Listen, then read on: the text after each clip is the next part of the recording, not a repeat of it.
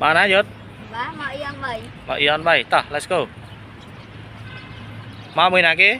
Nó một vòng vết hay nó một vạt. Ok Ion dạ. Check it out. Hi. Hi bro. Lươn vậy. Dốt lươn vậy.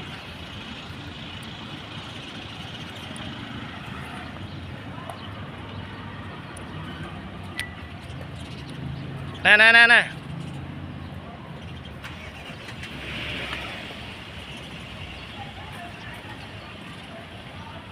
Which way mưa sẽ đam?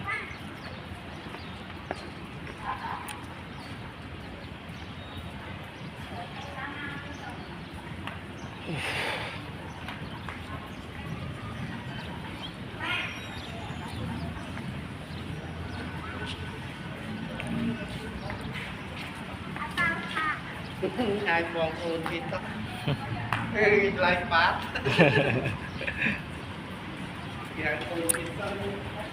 Makan dah. Ồ, này cả bao rồi. Nhẹ xa. Thọt á.